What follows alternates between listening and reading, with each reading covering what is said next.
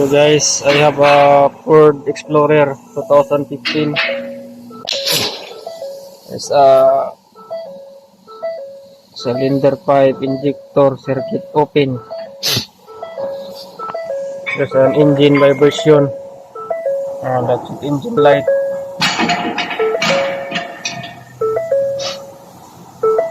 So there's a code.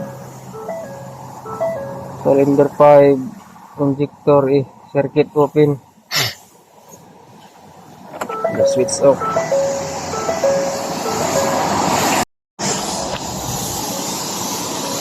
So I remove the intake. This is the number 5. So I found here I remove this wiring.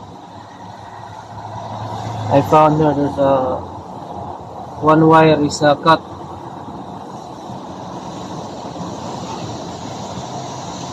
So let's confirm it is number 5.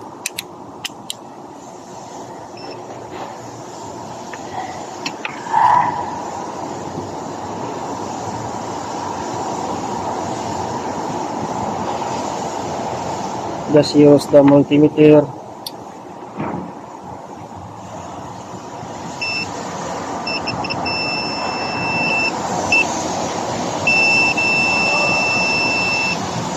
So that's why it's a circuit open. This is a wire, one wire. I remove the harness and the intake manifold.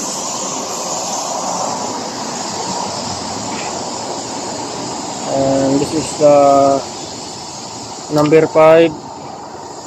This one wire goes here and here.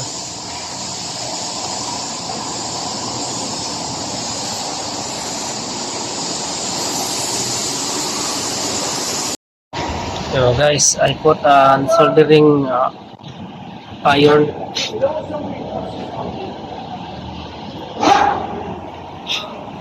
The one wire from the injector number 5.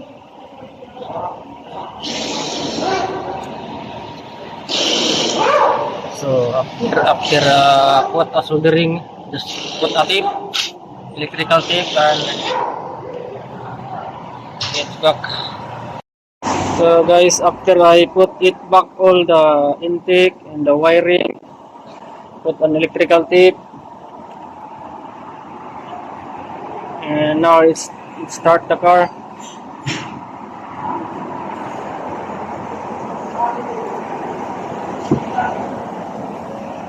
It's an Ford Expedition Explorer. I'm sorry.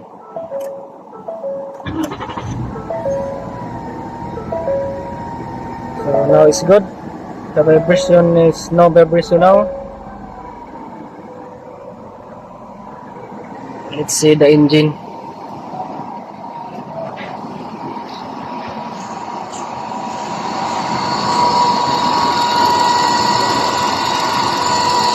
It's good now.